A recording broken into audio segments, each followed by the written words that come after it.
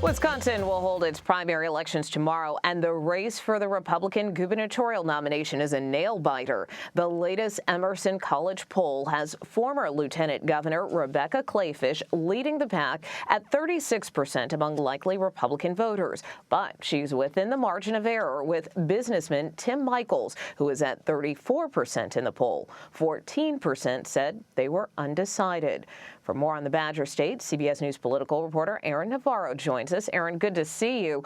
Former President Trump is backing Tim Michels, while former Vice President Mike Pence is supporting Rebecca Kleefisch. Is this just another proxy war between the former president and vice president? And if so, what does that say about where the party and Republican voters stand?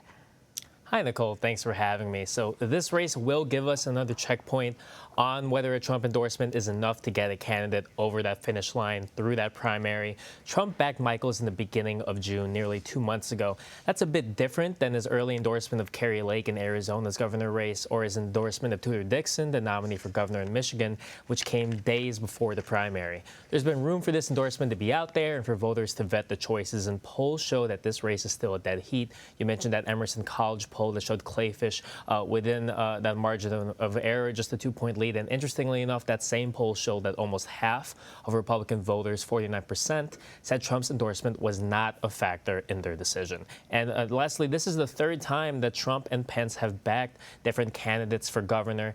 We saw that last week in Arizona when Trump's pick Kari Lake won, and we saw that a couple months ago in Georgia when Brian Kemp won pretty decisively in his primary against former Senator David Perdue.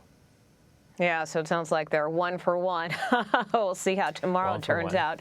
But, you know, Tim Michels is embracing former President Trump while not committing to overturning or decertifying the 2020 election results. How has he been able to walk that line? So publicly, he's had to adjust at times. In one debate, when he was asked if he'd prioritize the decertification of Biden's win in Wisconsin, he said he would not. The next debate that followed, he said he'd keep the options on the table. So there's not much of political background to Michels, unlike Kleefisch, who has had a history serving with Governor Scott Walker in Madison. And while Michels has avoided outright saying the 2020 election was, quote, stolen in the past, at the most recent Trump rally in Waukesha, he talked emphatically about, quote, bringing election integrity back to Wisconsin. And it's worth noting in this whole conversation about decertification, there's not a legal path for that to happen. House Speaker Robin Vos, a Republican that has pushed a lot of election-related legislation after 2020, has had to repeat that this is not possible. But Trump has made that his pet issue in the state, especially after the state Supreme Court ruled that drop boxes are illegal. So expect this topic to remain with Republican candidates going into November. I know you're also tracking the Democratic Senate primary, where 3 of the leading candidates dropped out at the last minute, giving Lieutenant Governor Mandela Barnes a clear path for the nomination. What exactly drove the Democrats to consolidate behind him?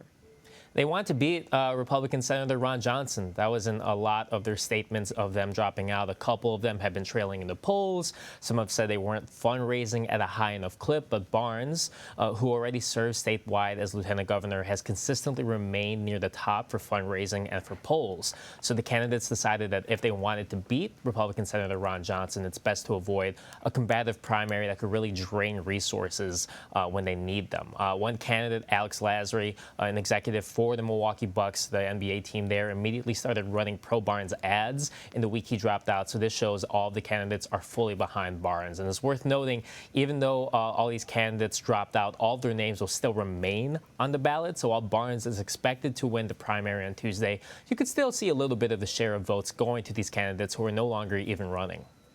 And as far as the Republican incumbent, Ron Johnson, the senator has drawn headline after headline for controversy, from his comments on the coronavirus pandemic to his remarks on the Capitol attack. How do Wisconsin Republicans feel about his chances in November?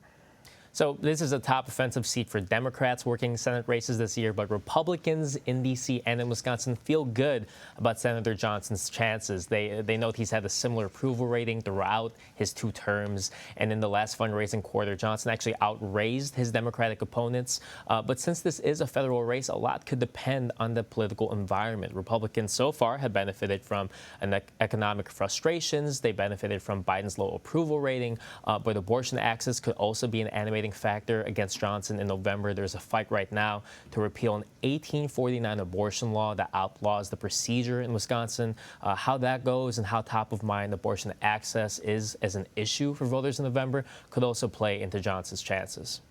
All right, Aaron Navarro, you got a busy day Tuesday. Thanks so much. Every Tuesday. Thanks, Nicole.